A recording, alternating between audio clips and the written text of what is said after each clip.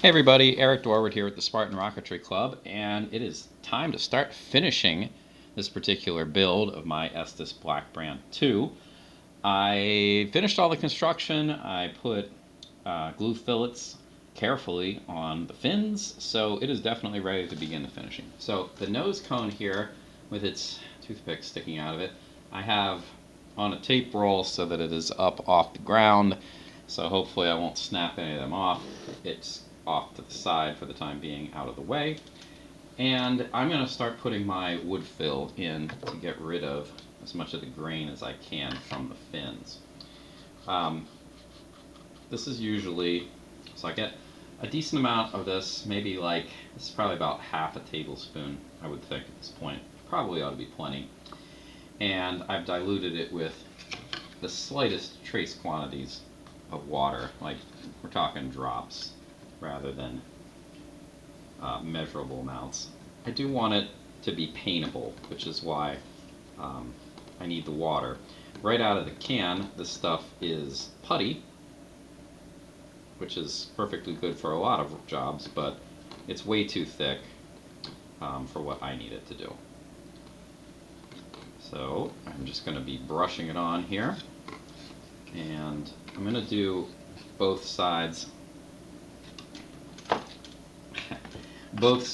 of one fin before I move on to the next. And that is out of an abundance of caution should I end up getting this wet enough so that it would warp. This balsa is kind of, well, it does warp. This is probably too thick for that to be a real problem, but it is something that I just, it's a good habit to get into. Do both sides before you move on to the next fin. So that way, if you have a particularly thin fin that you're working on, and you don't really need to make sure that you're doing both sides because you will be in a habit of it. In painting this on, I can see that there is a lot of grain or some other kind of deformation. I wouldn't have thought this would have been too bad because I sanded it so hard when I was shaping it, but there's a lot of stuff sticking out in the middle there. Well, that's fine, that's what's going to end up happening. Take care of that. I also do want to make sure that I seal the tops too, because they tend to be, well, they're porous, right, because the wood is porous. And that is a spot that if you don't seal it, it can often look pretty bad. Alright, so continuing on, hopefully this isn't a terribly long process here. It's not hard, and it's honestly not all that time consuming either. It's just the whole finishing process. Considering how long it takes to build the rocket, the finishing process is ridiculously long in real life hours because there's so much waiting. I am not the world's best painter, finisher, whatever, and part of it is I get a little impatient with the whole process, but it is, you're easily going to spend, I don't know, 10 times as long, in terms of days. This is probably my favorite part of the whole finishing process because it's really hard to screw up, and it goes pretty quickly. This stuff dries and is ready to be sanded in like half an hour. It does go pretty quickly, especially if you get the viscosity of the fill pretty good. Like this is just about, tooting my own horn here I guess, but this is pretty much the consistency that I like. It is starting to dry out as I've applied it, as it's just sitting in my cup here. It's a little, it's not quite the same viscosity as it was when I started, but it is just about right. And I have used just about the correct amount. I made about the correct amount of this stuff too. I do eyeball it, and there are definitely times when I way overestimate and there are times when I underestimate and need to stop and go do it again, or make another batch, which, is annoying, but, it's not that big a deal in the long term, process of the build here. Did get a comment from somebody who was watching this previous video who said that, just make a big batch. The wood fill is cheap. It is cheap. That is absolutely true. And he also said that, I'm probably not going to use up all the can before it dries out, which is probably also true. And, the economic argument there that the amount of money you're wasting if you have to dispose of any is really trivial. It's your time that is valuable. He was absolutely right, or she.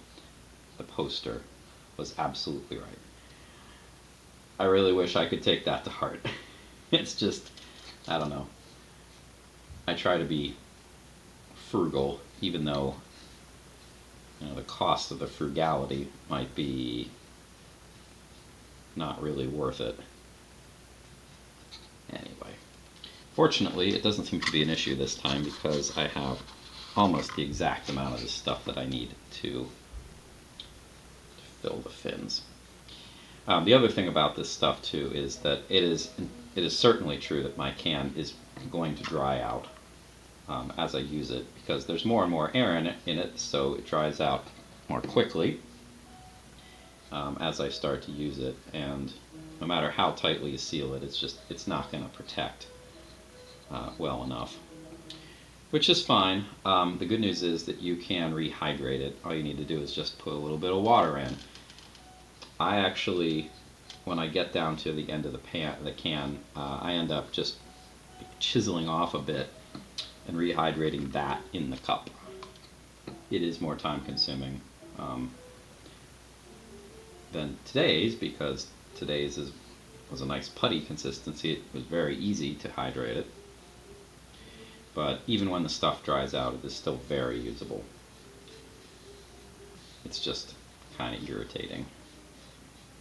Anyway, the poster also suggested that if I make a big batch, I could just pour the excess back in, and that would keep this hydrated too. And that is a great bit of advice as well. So, lots of good thoughts from the poster who made that suggestion. Alright, so I'm in pretty good shape here with painting the fins, or sealing the fins, whatever, filling the fins. Frequently, if I have some excess, which, I have trace quantities, I could certainly do this. I have just painted over, like this, over the spiral in the tube. And then you end up just sanding the whole tube, because you end up with a white stripe spiraling around, like barber pole style. I don't think I'm going to do that today. I do have, I have some, I could, but this is actually a pretty good spiral. It's noticeable right now. I suspect that when I prime this with the white spray paint and then sand that down, it's going to go a long way towards sealing this. The other thing too is that I'm going to be putting decals over a lot of this, and the decals do a pretty decent job of covering it as well. So I think, again, thinking about my time, I don't think it's really worth it.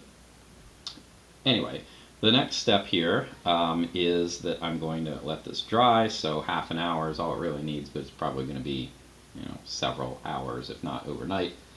And then I put some sanding sealer on, and then I'm going to take a look. Honestly, looking at this right now, there's a lot of grain that is really sticking out that I can see right now. This is probably going to require 2 coats of fill. We'll see. Maybe it'll sand down really nicely. Not really high expectations for that, but I guess you never know. So that'll be the next step. I don't think I'm going to film that because it's not terribly interesting. I'm literally just painting this stuff on, and you don't need to watch me sand it either. It's not super great. One thing I will say is that this stuff sands very nicely, but it makes just an incredible mess. So do yourself a favor and sand over a big piece of newspaper or something like that, that you can collect all the sanding dust and dispose of it. I've ended up vacuuming the floor around here several times because I didn't do that. So I'm going to turn this upside down. It should dry pretty nicely. There we go. That way. Time to rinse out the brush. All right, thanks for watching. I will see you in the next video.